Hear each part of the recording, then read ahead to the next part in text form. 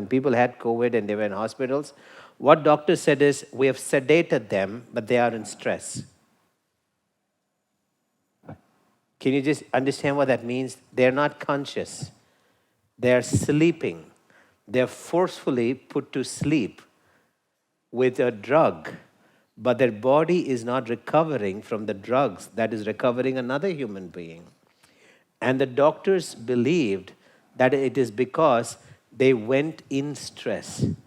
So even when they're sedated, the unconscious patterns, the unconscious thoughts of anxiety, of fear, of uncertainty, and and because patterns keep repeating, the same pattern which limits a person while they're learning, scale of its impact changes when they're sedated and they're fighting for their life in COVID. If someone has a habit of being anxious, they're going to be anxious because they're not being anxious thinking of the consequences.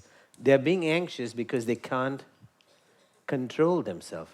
And any theory for me is at best a guess unless it's proven. And the way we prove things in EIT is if we have a guess, we have a solution. And if the solution works, then the guess is right.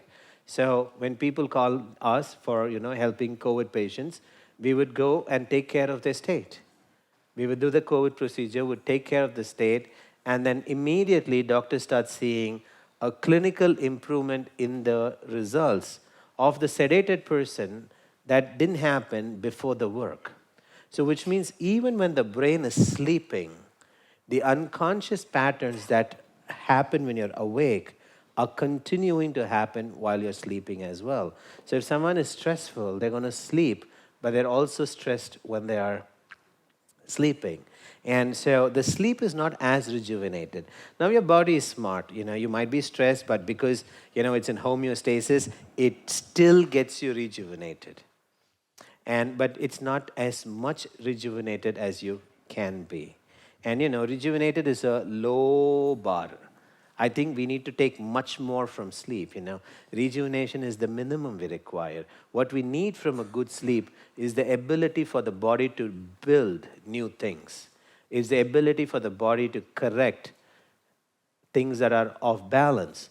The ability for the body to form new neurocortical pathways and all the physical changes that are required to support the things that you're learning through the day.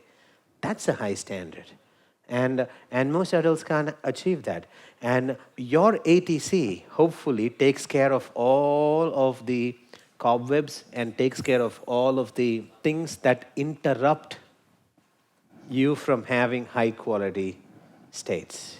Because you don't want interruptions. You need to be able to, interruptions will come. There will be things that comes that are, that require attention that you didn't plan for, and you were completely certain about something and something else happened. All of those things are bound to happen. Can you be ready for anything? That's the idea of your ATC.